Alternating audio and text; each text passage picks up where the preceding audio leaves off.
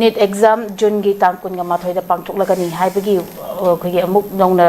date kan to thole ra masi khoi gi question paper leak oi ba se khoi gi BJP lenga matam da question paper leak oi ba se anoba na te hai na khoi gi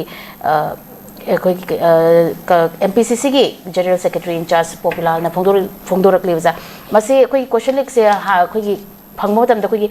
magi khoi gi BJP gi luchingba Rajasthan gi leader Dinesh Biwal ko ba mioi amana lupa lakh kunthra da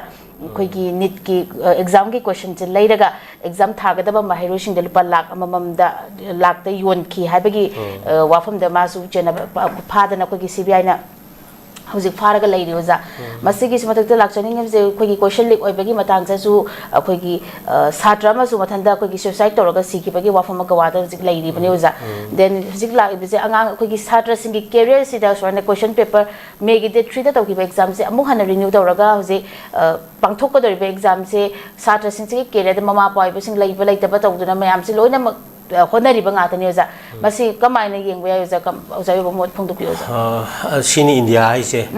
aduna kanani education si kanani masi de yumpham oiragani malengi laibak sing sina ngasi mangjin thaba number 1 2 chena ba develop underdeveloped and developing gaina khaido riba mayam se masai education gi kanu sini aduna education itself si skill lai sini ko hoji ki anoba definition da haibadi education si skill ni education the employment ay posi yawadabani habani akoi sidina paisa to puthoga laibagi korpagi if I am an educated person now, I should be automatically employed. Maybe a SEP or a white collar job, government employee, but it should be associated with the skill. Education is a circle of confirmation of all senses organs. Kaina, Sagi, Pangang, Budunatava, Masagi, Nakona Tabu, Mina Ubudoni, Mina Ubudu, Skin, Natangadoni, have a sense organ, I am fully confirmed over. The career counseling, Lakanamaki, doctor, engineer, lawyer, IS, IP, civil services, Mayamse, from all organs, human, Sagi, Mahiroyamagi, Masadagi, when fully when Madu dedicate or Kanda, line number the Madukana, Tobuki, and the Laxala evening. And then hide Mayam sing to the corrupt over the chocolate corrupted. High Seco. Aduna Madu Yam to Topo India, I back to Ni Hibane. Aduna India Manung Manipur Sudum Palhusiko. As I couldn't get them to Eva Port Amani, Aduna Center Gi Canoni Young Bakai Kari Center Kai Taiga Harakana Harao, no Ashadiga, Sugumba Labor Wariniko. Aduna the Gari, the Santa Lama Lama Tau, Yam Lamiko, Hosikaran Section Air, and the Karagati Hong Air, Aduna Canoni, no one behind a Sainada, Kanasaki, Angang Masam, Hope and Saidi, Canada,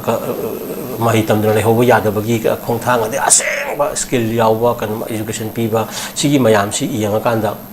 Lakini aduna niki question lagamam the labor mayam dana oirappa doctor mayam dana layeng aduido aduni akoida yamna kiningai oiribade adu hoi BJP exceptional government gi policy ama oina madu torom gani di thajade adu maybe Congress oigera BJP oigera akoi system tholokpa mayam di marak da ngasai gi kanani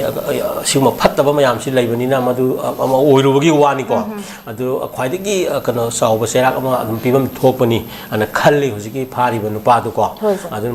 Entire political party amagi Canada Toina coming pinning the Madam Jusadi Congress BJP any other party but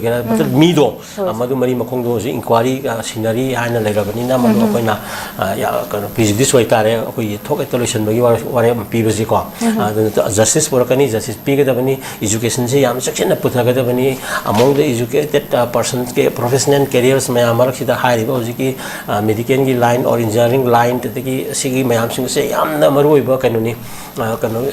big bones got away when you go Hoshida. Amaduna Shamba when now we say, and the leak was say, I'm gonna Yadana Bagi policy program say, Karahena ko, and then Madusi and Nerama Mayam Sing say, Hoshisu. Adu Tora Mika Pado Pasin Toraka Sakran on Kang the Karaga, the Mozadum, Wailer Miko, the Karaga, to Shanzum Lowler and me, Adu Koshelik with the Mamijum Pandipanagiva, Adu Haibadi Karin, I have a Matam Damadu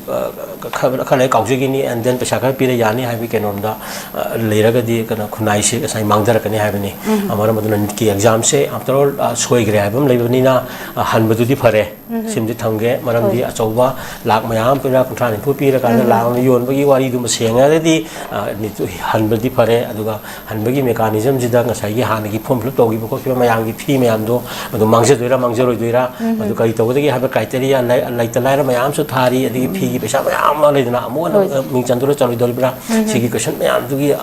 ho ara di center taba tadabagi mafam gi leidna ko sida ju kana taba matam da center kana taba matam da ka su chambu di yausal me beli gi adu ga da gi ngarang na hai gi dana asigum magi ho ara leitna ba mayam singa si yam kupna yengum changi after all madu mara leiraba net ki question leak oi badu madu thijal kan da pari chamaran pi gi da bani adu ga amuksu han gi da ri net ki exam sina Bharat के लेरिबा अखोगी कनो competitors मयाम छात्र मयाम सिंग सिदा यामना नियम सुमना याम transparent लेना याम निखिजना पांथोपगी कनो दुमा होस्टे होन सिखिलदना चथमिना सि याव हम थमगे को